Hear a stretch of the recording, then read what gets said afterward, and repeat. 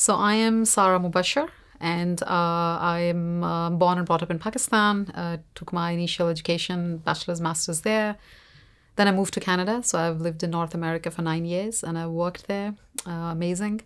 And I've been in UK for past 9 years, and I worked across multiple industries, and I am a mother as well. So that's part of my definition, my introduction. So currently I work at London Business School in the Technology, Digital and Data department. And I have quite a mouthful of title of Head of Business Analysis, Experience and Change Management.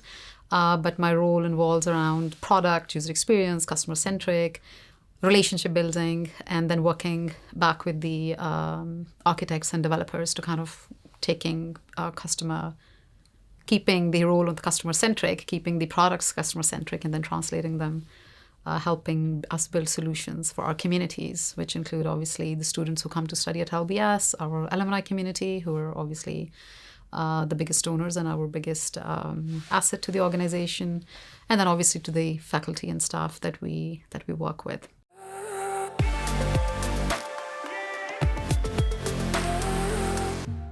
Challenging. And challenging because when I was studying computer sciences, I landed into computer sciences, but I started my career as a software developer, and then started pursuing my career as a software developer and programmers, and then development, and then moved ahead in career. And yes, I mean the barriers, like the cultural barriers we had. I was growing up back in a different society, in a different community, but yes, there were barriers there. Then obviously you move to a different country. There's culture, there's adaptation. You do there, and then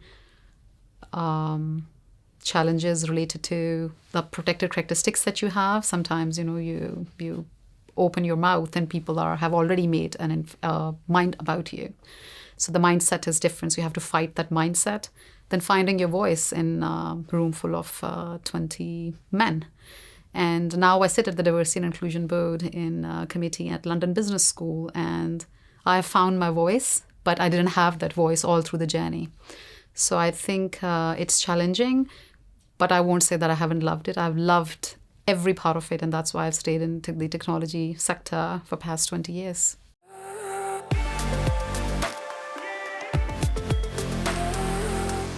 So I think initially, obviously, when you were studying computer sciences, and obviously it's different, but once you enter market, then there are not many girls, not many peers that you find who are also doing that, or in that, or stayed in the sector. So many people kind of moved away.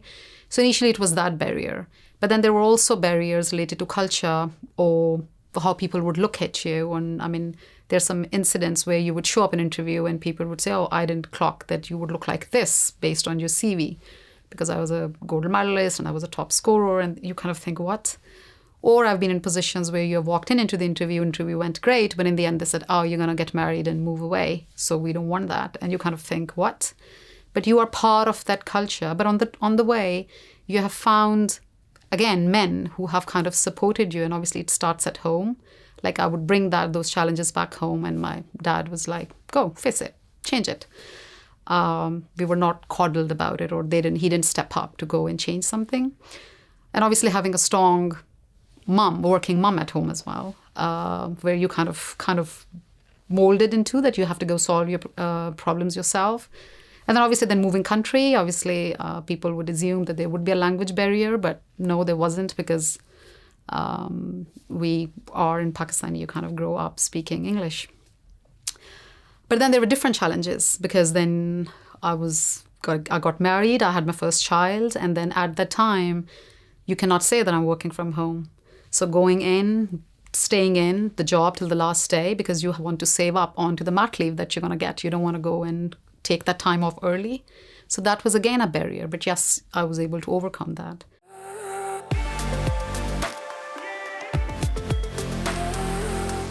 I think in order to build A-class teams around you, it's very, very important for a leader to lead and not try and manage people's lives or their work. You need to create that vision where people buy into, and it helps them be excited about the part of the time part of their life that they spend at their work. So I think the leadership quality, the highest I think rated quality is empathy, where you need to understand that the person, what they bring, who they are, what they like, getting to know them. And yes, obviously a balance of hard and soft skills. You kind of look at it.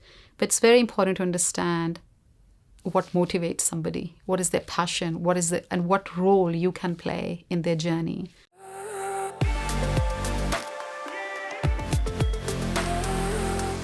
I read, obviously you read, you follow certain people, and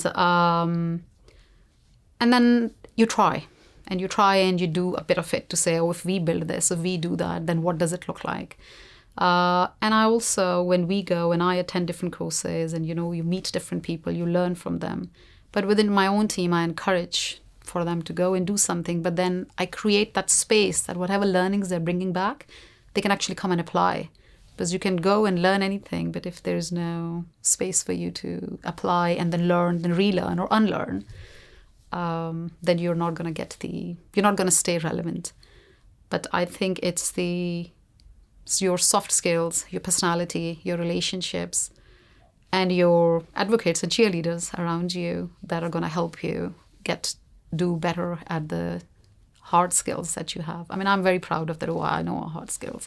But I know why I got into the leadership positions is because of I learned behaviors related to your relationship building, empathy, human connection level, I would say.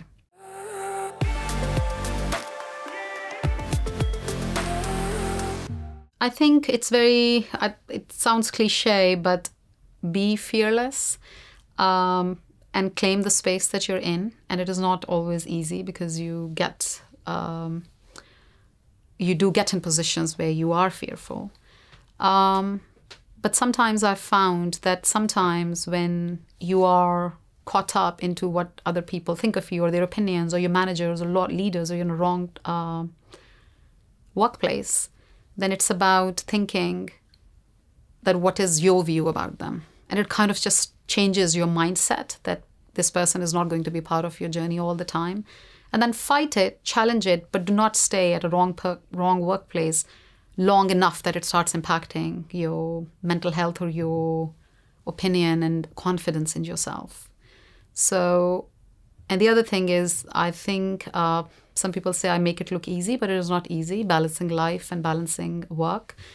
But I have found that when I go and do things, when I get to be me, I get to be better in my family roles. And that could be just personal to me, but I've found that it is possible. But I also think that the organizations need to create that space for people to be able to bring the whole person to work and make it easy and don't get caught up in what it used to be.